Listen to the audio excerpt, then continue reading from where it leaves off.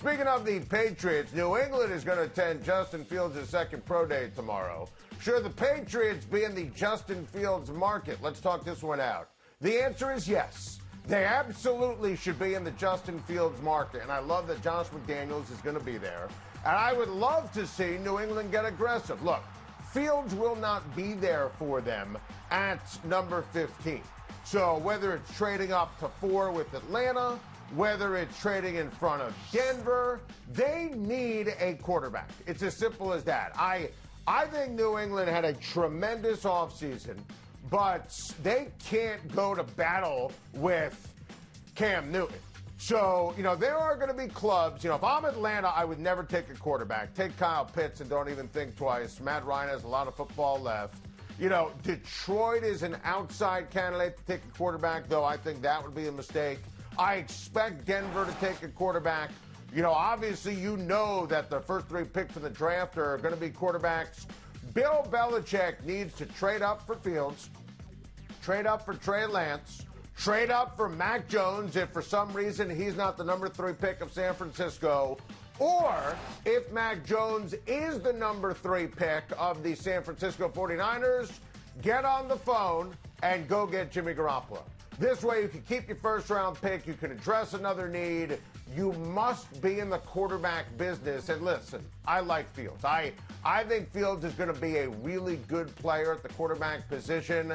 I can appreciate why Lawrence is obviously 1, Wilson is 2. I think Mac Jones is, I like all 5 of these guys. I think Trey Lance has a ton of talent as well. You can make the case that Justin Fields is 5 of the 5. But make no mistake, I think he could be a really good quarterback for a long time in the NFL. And I think playing for the Patriots, playing under Bill Belichick and Josh McDaniels, even right away with those incredible tight ends that they just signed with Jonnu Smith and Hunter Henry, buckle up. I would love to see the New England Patriots trade up for Justin Fields, and it makes all the sense in the world for them to be there at the Fields Pro Day tomorrow, a second Pro Day. And I could see the Patriots moving up for Justin Fields. What should the Bengals do with the 5th pick in the NFL draft? Let's talk this one out. First of all, they need to draft the best player on their board. And I know that sounds like Captain Obvious, but, it's the Bengals. If the Atlanta Falcons draft a quarterback, well, Cincinnati's not drafted a quarterback with Joe Burrow.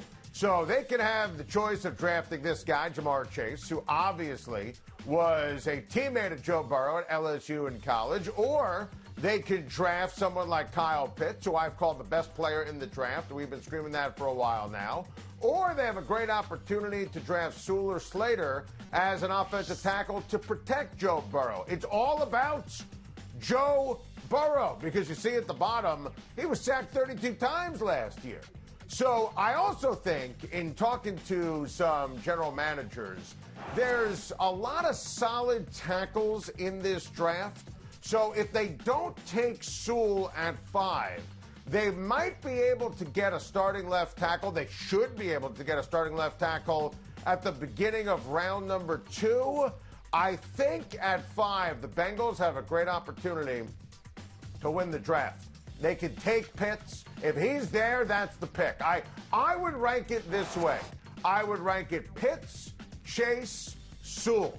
Those would be my options. And if quarterbacks go back to back to back to back, my goodness, the Bengals who won't have a quarterback on their board, can literally take the highest rated player on their board. Someone should tell Cincinnati, don't overthink that. Congrats to my guy Julian Edelman on a remarkable NFL career. Truly was the ultimate Horatio Alger rags to riches story. A 7th-round quarterback out of Kent State turned into a stud receiver and a punt returner.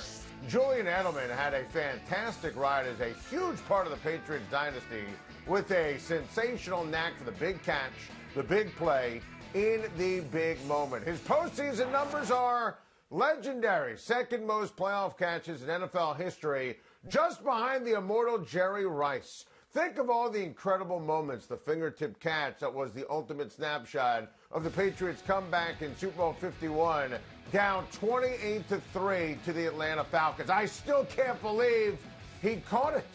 2 years later, he was the Super Bowl MVP in the championship win over the Rams. The toughness in the Seattle Super Bowl, the touchdown after getting rocked.